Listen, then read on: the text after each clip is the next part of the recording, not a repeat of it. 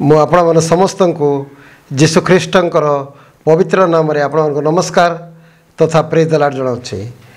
आजिर आराधना निमंते आम माने प्रेरित पाउल द्वारा लिखित करंथीय मंडली को निकट को द्वितीय पत्र तार 3 पदरु अध्ययन करवा। आम्भ मानकर प्रभु जीशु ख्रीष्टंक ईश्वर ओ पिता धन्य से दयामय पिता ओ समस्त सांत्वनादाता ईश्वर। आम मानकर पिता पिता ईश्वर से पूर्ण संपूर्ण रूपे दयामय अटंती आउ तांक से समस्त प्रकार सांत्वनादाता ईश्वर मध्य अटंती। से आम को दया बही तांकर जीवंत पुत्र जीशु ख्रीष्ट को जगत को पठाइले जे कि आसिकी जगत रे आसी गोटे साधारण परिवार भाव में जन्म घर जन्म हेले पुनश्च आउ ए जगत रे बड़ी से आम मानकर पाप निमंते से क्षत हो पुनर्बार तृतीय दिन रे उठिले। तेणु से आम मान को अत्यंत प्रेम करती आउ दयामय ईश्वर अटंती। आउ से समस्त प्रकार पिता ईश्वर आम मान को समस्त प्रकार कष्ट मध्य आम मान को से सांत्वना दियंती। आम माने चतुर्थ पद पढ़ा ईश्वर द्वारा जो सांत्वना रे आम माने सांत्वना प्राप्त होछु सही सांत्वना द्वारा जेपरी समस्त प्रकार क्लेश भोगुथिबा लोक मान को सांत्वना दे पारू एथिपाई से आम मान को समस्त क्लेश रे आम मान को सांत्वना प्रदान करती। आउ आम माने जानु जे सदाप्रभु ईश्वर आम मान को समस्त प्रकार क्लेश दुख कष्ट रोग समय आम मान को से सांत्वना दियंती। आम मान को से सांत्वना दियंती जेपरिकी आम माने मध्य अन्य लोक मान को जे कि से समान प्रकार क्लेश दुख कष्ट रोगरे पड़िथिबो ताकू आमे सांत्वना दे पारू कहीं आमे से दुखरे आम माने से सांत्वनाटा पाई थाउ। काठर सांत्वना पाई थाउ ईश्वर ठारू आम माने से सांत्वना पाई थाउ। आपण माने जानिथिबे जीशु ख्रीष्टकर समस्त शिष्य माने पाउल सहित पितर पाउल जहन समस्त को गोटे नेचुरल डेथ तांकर होई नथिला किंतु समस्त को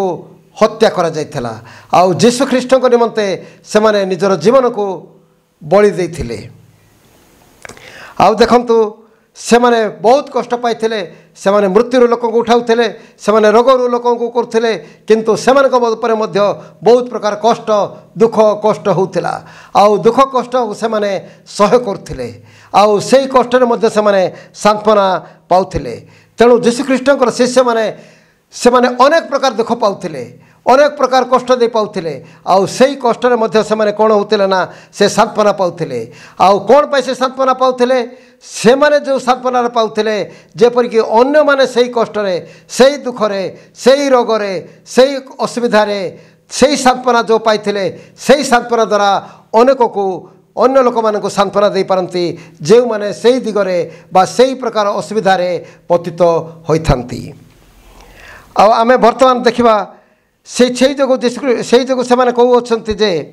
आमे 5 पदर देखिबा कारण ख्रीष्ट को सकाशे आम मानकर दुख भोग जेपरी प्रचुर सेहीपरि ख्रीष्ट द्वारा आम मानकर सांत्वना मध्य प्रचुर। जेमिति आमे ख्रीष्टंकर से पाउल कहउछंती जीशु ख्रीष्टंकर जो दुख भोग पाइथिले सेही जीशु ख्रीष्टंकर दुख भोग जेपरी आमे समस्ते सहभागी अटू सेहीपरि जीशु ख्रीष्ट द्वारा जो सांत्वना पाउछु आमे से सांत्वनार मध्य आम माने समस्ते सहभागी अटू। आउ से जो कहउछंती जीशु ख्रीष्ट शिष्य पितर पाउल कहउछंती जे आम्भे माने दुख भोग कले ताहा तुम मानकर सांत्वना ओ परित्राण निमंते से माने जो दुख भोग करथिले जीशु ख्रीष्टकर शिष्य माने जो दुख भोग करथिले जो कष्ट पाउथिले आजिकाल कष्ट से तुलन किछि नो सेमान को बेत्राघात कराउतिला सेमान को पथर माड़ करथिले सेमान को अनेक प्रकार अत्याचार करथिले सेमान को कारागार रे नै रखुथिले आउ सेही दुख द्वारा से माने कोन करथिले से माने दुख भोग करथिले कष्ट पाउथिले रोगर मध्य पीड़ित होउथिले किंतु ताहा द्वारा से माने जो सांत्वना पाउथिले आउ ताहा द्वारा कोन होउछि ना सेही जो कष्ट भोग कर जो सांत्वना पाते से सांत्वना द्वारा आम सांत्वना दौरान आउ से सांत्वना कौच अनेकंर परित्राण निमंते से सांत्वना पाते किंतु से जो से पितर पाउल कहते आम्भे मैंने सांत्वना प्राप्त हेले तुम मान सांत्वना निमंते आम मैंने से सांत्वना प्राप्त होचु आम मैंने जेपर दुख भोग करुचु से दुख भोग कले जो धैर्य सहित आम सह्य करुचु तुम मैंने सेमती पीड़ित हेले तुम मैंने से कार्य असुविधा हेले तुम मान से असुविधार से दूर सहित से सांत्वना द्वारा जेपरी तुमने धैर्य सहित सेटा को अतिक्रम कर आम मैंने यही कष्टा पाऊछु से देखु जीशुख्रीष्टर आउ गोटे 7 पद लिखाई आउ तुम मान विषय आम भरोसा अटल जेणु तुम मैंने जेपरी दुख भोगर सहभागी सेहीपरि सांत्वनार जे सहभागी अट यह आम मैंने जानू जेपरी पितर प्रेरित पाउल तांकर विश्वासी मान प्रति भरोसाटा अटल थिला आउ से जानी जे सेमानकर दुख भोगर से कौन होती सहभागी होती दुख भोगर से सहभागी होती दुख भोगर से सेयर करूपरी से जानूँ जे से दुख भोग कले जो सांत्वना पाँच से सांत्वना द्वारा से कौन होती ना विश्वासी मैंने तार सहभागी होती यह से जानी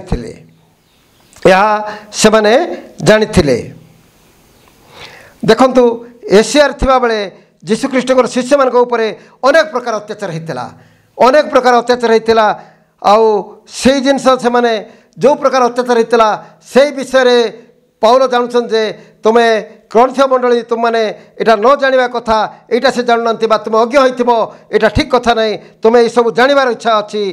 तुम जानवर आवश्यक अच्छी बोलिकी पाउल कौन कर इच्छा कर आउ से कहते जे आम मैंने जो प्रकार कष्ट पाऊलु आम मैंने निजे निजे सेरा को सह्य करने आम मान शक्तिर बाहर आम मैंने कष्ट पाऊलु किंतु आउ एमती कष्ट पाऊलु जे आम मैंने निजर जीवन आशा आम छाड़ी देइथिलु बा जीवन आशा आम मैंने परित्याग कर देइथिलु ओ आमे माने भाबुथिलु जे आम मैंने मृत्यु द्वारा मृत्यु आम को प्रभु समर्पण कर देइछंती किंतु जो ईश्वर आम मान को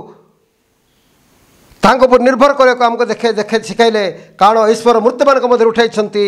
तेणु आम मैंने निज निज उपर भरोसा न करी ख्रीष्ट आम मैंने भरोसा कलु कहीं जीशुख्रीष्ट से अनेक भयानक मृत्यु जीशुख्रीष्ट से शिष्य मान उद्धार करते अवश्य से दुख कष्ट आसूला किंतु बहुत कष्ट जो से रक्षा पाइबा असंभव से प्रकार असंभव जगार ईश्वर जीशुख्रीष्ट से रक्षा करते आउ तेणु से दृढ़ विश्वास थिला जे अन्य जगार अन्य प्रकार परिस्थिति अन्य प्रकार दुख कष्ट अनेक प्रकार रोगर अनेक प्रकार असुविधार जीशुख्रीष्ट से उद्धार करेंगे तुम्हें मैंने जगत प्रार्थना आम मान उपकार करुअछ जेपरी आम को जो अनुग्रह दान दि जाए